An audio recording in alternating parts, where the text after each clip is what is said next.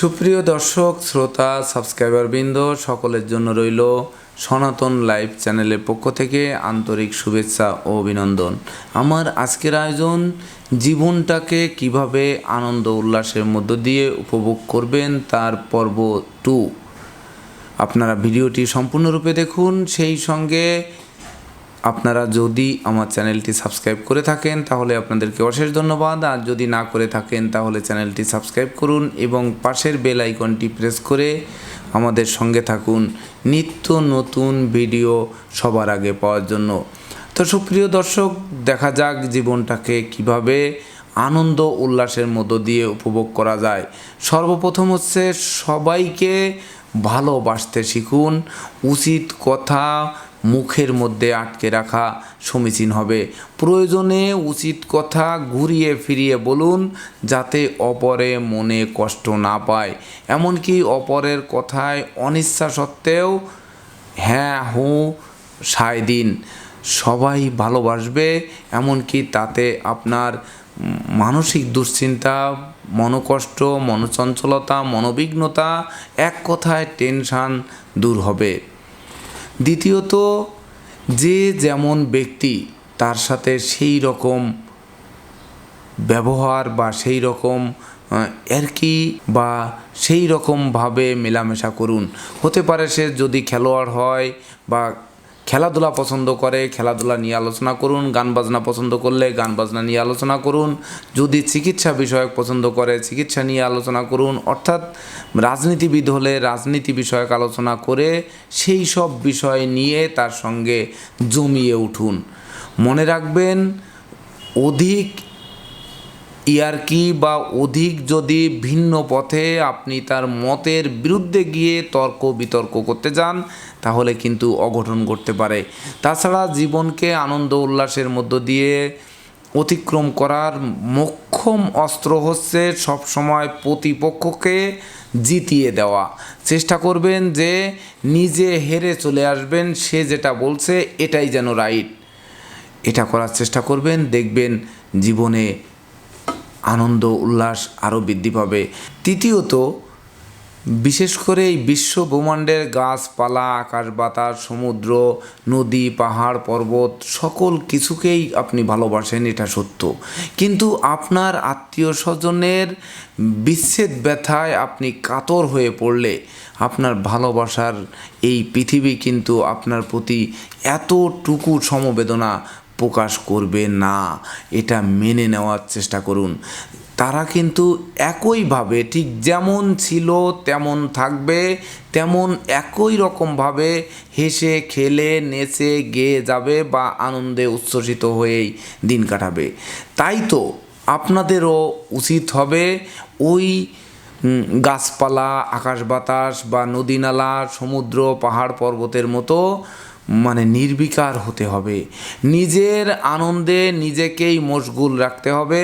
তাহলে কিন্তু জরা ব্যাধি দুঃখ দৈন্য স্পর্শও করতে পারবে না। এমনকি টেনশান কমবে, আর টেনশান কমলে জীবনটা আনন্দ উল্লাসের মধ্য দিয়ে উপভোগ করতে সক্ষম হবেন।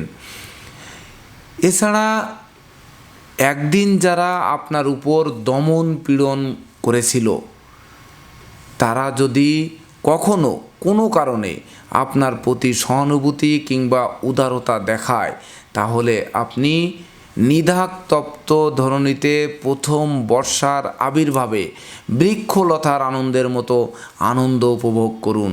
তাকে তাড়িয়ে দিয়ে নয় বা প্রতিশোধের আগুন মনে পুষে না রেখে তাকে বড় চেয়ারটি দিন বসার জন্য। মনে রাখবেন, শত্রু বাড়িতে আসলে তাকে বড় পিঁড়িটা বসতে দিতে হয়। এটা কিন্তু অভিমান নয়, রাগ নয়, গোসা নয়, এসব ভালো লাগার কথা, এমনকি ভালোবাসার কথা। কেউ যদি কোনো দিন আঘাত দিয়ে পুনরায় আপনাকে ভালোবাসে তো আপনি অবশ্যই সেটা গ্রহণ করবেন। তবে দেখা দরকার সেই ভালোবাসার পিছনে কোনো অভিসন্ধি আছে কিনা। এটা যদি আপনি উপলব্ধি করতে পারেন আর তার ভালোবাসা যদি সঠিক হয়ে থাকে সেটাকে গ্রহণ করতে পারেন, তাহলে দেখবেন আপনার জীবনে বা জীবনটা আনন্দ উল্লাসের মধ্য দিয়ে অতিবাহিত হবে, বা দুঃখ কষ্ট যে ছায়া, এই ছায়া আপনার উপর বিস্তার করতে পারবে না। এছাড়া জীবন কিন্তু হতাশাপূর্ণ নয়, দুশ্চিন্তা ঘেরা নয়, মৃত্যুর নামান্তরও নয়। মৃত্যু আছে বলেই বেঁচে এত সুখ। আজকাল মৃতদেহকে ডেড ব্যাংকে, কোল্ড স্টোরেও কিন্তু রাখা হচ্ছে। ওই ব্যক্তি যে রোগে মরেছে, ভবিষ্যতে সেই রোগের ওষুধ আবিষ্কার করে তাকে বাঁচানো হবে, তাকে নতুন হৃৎপিণ্ড দিয়ে নতুন পৃথিবীর আলো দেখানো হবে। এমনকি নিজেকে ফুরিয়ে যেতে দেবেন না। মনে রাখবেন, আমি বেঁচে ছিলাম, আছি এবং থাকব। এমন একদিন আসবে যেদিন দেহের প্রতিটি কলকবজা একের পর এক পরিবর্তন করে মানুষকে স্বাভাবিকভাবে দীর্ঘদিন বাঁচিয়ে রাখার পথ প্রশস্ত হবে। এমনকি যেমন করে কোনো একটা ইঞ্জিন বা যন্ত্রকে সারিয়ে বা চেঞ্জ করে করা হয়, তেমনি করে কোনো এই বডিকেও বা দেহকেও কিন্তু দীর্ঘস্থায়ী করা হতে পারে, এমনটি এসে যেতে পারে। এমনটি মনে সর্বদা দানা বেঁধে রাখুন। আর বেশি মূল্য দেওয়া বা বেশি হতাশাগ্রস্ত যে আমি এই বুঝি মারা গেলাম, এই বুঝি আমার দিন শেষ হয়ে এলো, এই বুঝি দুর্ঘটনা ঘটলো, এর হাত থেকে এই সকল দুশ্চিন্তা থেকে বা দুশ্চিন্তা এড়িয়ে চলার চেষ্টা করুন। দেখবেন জীবনে আনন্দের পাখি বাসা বাঁধবে আর দুশ্চিন্তা দূরীভূত হবে। তাছাড়া শরীর স্বাস্থ্যের সামান্য ছোটোখাটো অসুখ বিসুখে কখনো ভেঙে পড়বেন না বা চঞ্চল হবেন না। মনে রাখবেন, বাড়ির কাউকে বা গৃহবাড়ির কাউকে সামান্য ব্যাপারে বিব্রত না করানোই সমীচীন হবে। সর্ব বিষয়ে সর্বদা সন্তুষ্ট থাকার চেষ্টা করতে হবে যে আমি যা পেয়েছি এটুকুই আমার জন্য ধার্য ছিল, এটা মনে রাখতে হবে। তাছাড়া অন্তরকে আনন্দময়, স্বচ্ছ ও ধারণাপূর্ণ করুন।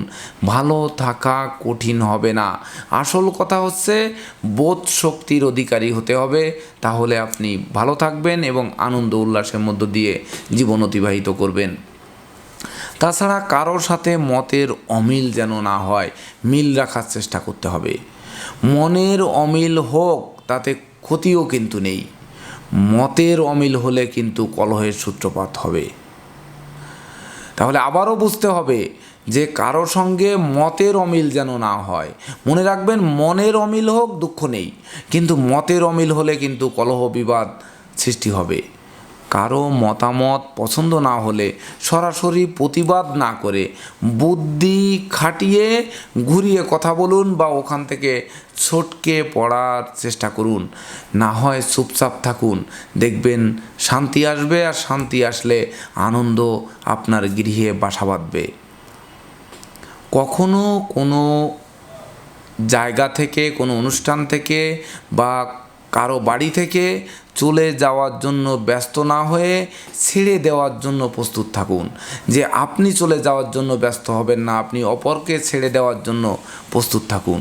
মনে রাখবেন, কোনো দায়িত্ব বা পথ থেকে যেতেই যখন আপনাকে হবে, তখন ছেড়ে দিতে আপনার কষ্ট কিসের? এই কষ্ট দূর করার চেষ্টা করুন। দুনিয়ায় সব সময় এক কাজে আপনি সব দিন থাকবেন, এক পদে সব দিন আসীন থাকবেন, এমনটি কিন্তু হতে পারে না। অর্থাৎ এই কষ্ট নিবারণ করার চেষ্টা করুন বা এই কষ্টকে মেনে নেওয়ার চেষ্টা করুন। দেখবেন জীবনটাকে আনন্দ উল্লাসের মধ্য দিয়ে উপভোগ করতে পারবেন। এছাড়া জীবনকে মায়া মহব্বতে ভরিয়ে দিন বা হৃদয়কে পরিপূর্ণ করে তুলুন। মানুষকে ক্ষমা করুন। মানুষ সৃষ্টির সেরা জীব, আর ক্ষমাই পরম ধর্ম।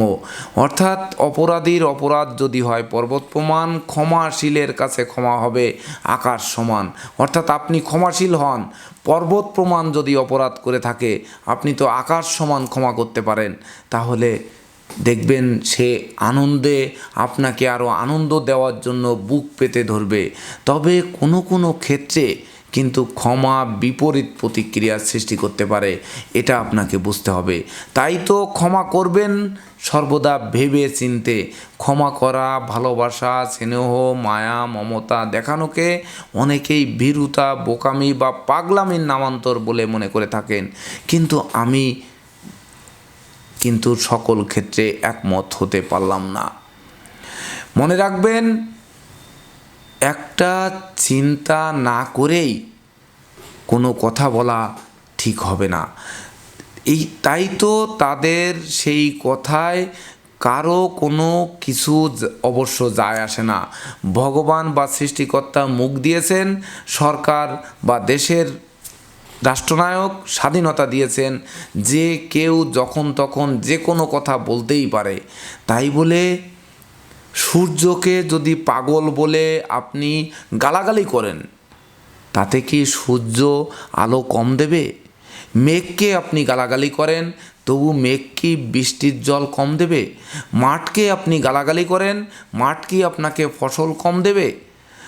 গাছগাছালিকে আপনি যতই গালাগালি দেন বা কিস্তি মারুন, তাতে কি সে ফল কম দেবে? কারো কোনো কথাতেই তাই কান না দিয়ে নিজের আনন্দে বিভোর হয়ে আপন আপন মহৎ কর্ম করে যাওয়ার চেষ্টা করুন। জীবন রঙিন, তাই তো জীবনকে উপভোগময় করার চেষ্টা করুন। দেখবেন জীবনে আনন্দ উল্লাসের কমতি হবে না। সুপ্রিয় দর্শক, তাছাড়া মনে রাখবেন, অর্থের চেয়ে মনুষ্যত্ব অনেক বড়। তাই তো মানুষকে বা সমাজকে মনুষ্যত্ব দেখানোর চেষ্টা করুন। মনে রাখবেন, মনুষ্যত্বের অধিকারী হলেই অর্থ পাওয়া যাবে। অপরের বিশ্বাসী হওয়ার চেষ্টা করুন। জগতের বুকে একটি কথা না বললে নয়, বা একটি প্রবাদ বাক্য শোনা যায় সর্বদা, যে মানুষ আপন টাকা পর, যত পারিস মানুষ ধর। অর্থাৎ এই মনুষ্যত্বপূর্ণ মানুষ ধরার চেষ্টা করুন। দেখবেন জীবনে আনন্দ উল্লাস আপনার পিছনে আঠার মতো লেগে থাকবে। এছাড়া অর্থের প্রাচুর্যের যদি কখনো অভাব হয়, তাহলে প্রয়োজনে ডাল ভাত খান না। যদি ডাল ভাত জোগাড় করতে সম্ভব না হয়, লবণ ভাত খান, আর সেটাকেই ভাগ্য বলে মেনে নিন। আপনি কি কোনোদিন দেখেছেন একটি ছাগল কি আনন্দে বট বা অশ্বত্থ বৃক্ষ বা কাঁঠাল পাতা কত আনন্দে সে ভক্ষণ করে? আবার সবুজ তৃণভূমিতে গবাদি পশুরা কত চড়মড় করে এই ঘাস খাওয়ার স্বাদ বা আনন্দ তারা পায়, এটা কখনো উপলব্ধি করে দেখেছেন? আপনি কখনো খেতে বসে কি তাদের মতো স্বাদ বা আনন্দ অনুভব করে দেখেছেন? মোটেই করেননি। তাই তো বলছি, বা আমি বলতে চাই, মাংস ভাত নয়, বিরিয়ানি কোপ্তা নয়, গভীর আগ্রহ নিয়ে ডাল ভাত, লবণ ভাত খান। তার স্বাদই দেখবেন আলাদা, মনকে আনন্দে রাখতে সহযোগিতা করবে। বেশি অর্থ বা অধিক অর্থ অনর্থের মূল। অর্থ থাকলেই কিন্তু জীবনকে উপভোগ করা যাবে না। উপভোগ করার মতো মানসিকতা চাই, বা যা আছে তাই নিয়ে সন্তুষ্ট থাকা চাই। মনে রাখবেন, অধিক আশা দুরাশায় পর্যবসিত করতে পারে। এছাড়া এই বিশাল পৃথিবী সৃষ্টি হলো কেন? কে কেমন করে সৃষ্টি করেছেন? এই ভাবনার উৎস সন্ধানে জীবনকে অতিবাহিত করুন। বৃদ্ধ বয়সে অন্তত আনন্দ পাবেন। জীবনে একঘেয়েমিতা থেকে পরিত্রাণের পথ প্রশস্ত হবে। যে এই পৃথিবীর সকল প্রাণীকুল কিভাবে বাঁচছে, একজনের বাঁচার জন্য বা একজনের বেঁচে থাকার জন্য সৃষ্টিকর্তা কিন্তু আরেকজনকে সৃষ্টি করেছে। যেমন আমরা যুক্তিবিদ্যায় সাধারণত পড়ে থাকি যে মুরগি কেঁচো খায় আর মানুষ মুরগি খায়। তাহলে মানুষ কেঁচো খায়, অর্থাৎ মুরগি কেঁচো খেয়ে বড় হবে আর মানুষ মুরগি খেয়ে হৃষ্টপুষ্ট হবে। একজনের আহার সৃষ্টিকর্তা আর একজনের ভিতরে তৈরি করে দিয়েছেন। অর্থাৎ আপনি না খেয়ে মরবেন না, আনন্দের আশায় মরতে পারেন। তাই তো আনন্দ উল্লাসে থাকার চেষ্টা করুন। মনে রাখবেন, ম্যান ইজ মর্টাল, অর্থাৎ মরণকে নিশ্চিত জানতে হবে। জন্মিলে তার মৃত্যু অবধারিত, এটা মনে রাখতে হবে। মরণকে নিশ্চিত জেনে নিজেকে পার্থিব সম্পদ থেকে মনে মনে সরিয়ে রাখুন, দেখবেন আনন্দ উল্লাসের কমতি হবে না। তাছাড়া যে সকল লোকেরা জীবনকে সব বয়সের সঙ্গে, সব বয়সের মানুষের সঙ্গে মিলিয়ে রাখতে পারেন, সেই রসিক ব্যক্তির জীবন সর্বদা উপভোগময় বা দর্শন করার চেষ্টা করুন বা উপভোগ করার চেষ্টা করুন। সব বয়সের সঙ্গে সমানভাবে কথা বলার চেষ্টা করা শিখুন। মানে ছোট বেবির সঙ্গেও বন্ধুত্ব হতে পারে, সমবয়সীর সাথে বন্ধুত্ব হতে পারে, একজন বৃদ্ধ লোকের সঙ্গেও যেন সমান হারে আপনি বন্ধুত্ব করতে পারেন, এদিকে সর্বদা চেষ্টা করবেন। তাছাড়া শহর বন্দর অঞ্চলে বা কোনো বিদেশি দোকানদারগণ শরীর ম্যাসেজ করার দোহাই দিয়ে অর্থের বিনিময়ে অনেক যুবক যুবতীকে নিয়ে আনন্দ উপভোগ করে থাকেন। তারা বলে থাকেন যে তারা বিদেশে থেকে যে আনন্দ উপভোগ করে, গৃহের স্ত্রী সুখ বা জীবনসঙ্গী সুখ তাদের কাছে অতি নগণ্য, এই কথাটি ভুলে যান। জীবনকে উপভোগ করার এটা এক ধরনের উপায় ঠিকই, কিন্তু এটা শান্তি দিতে পারে না বা জীবনকে চিরস্থায়ী আনন্দ উল্লাস দিতে পারে না। ঘরে যা আছে, আপনার স্ত্রী যেমন সুন্দরী, যাই থাকুক তাই নিয়ে তুষ্ট থাকার চেষ্টা করুন, দেখবেন মন আনন্দে নাচবে, এমনকি দুঃখ পলাতে বাধ্য হবে। অনেকে কিন্তু বলে থাকেন লিভ টুগেদার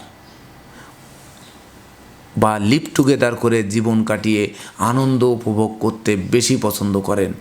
আমি বলবো নো, এটা জীবনে চিরস্থায়ী আনন্দ উপভোগের কোনো পন্থা হতে পারে না।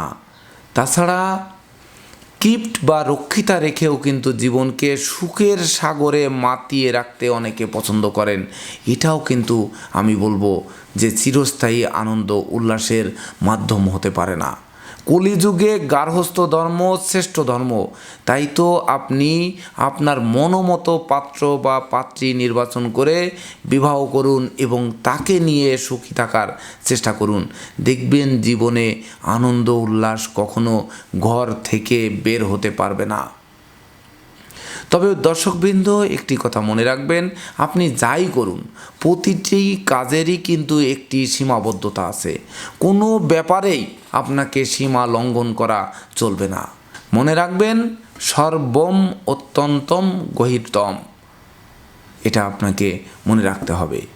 অর্থাৎ সীমার মধ্যে থেকে আপনাকে অসীমের সন্ধান করতে হবে, তবেই না কিন্তু জীবনকে আনন্দ উল্লাসের মধ্য দিয়ে উপভোগ করতে পারবেন, যার বিনিময়ে দীর্ঘায়ু লাভ, এমনকি সুখ শান্তি সমৃদ্ধিতে জীবন কাটানো অনেকাংশে সহজ হবে।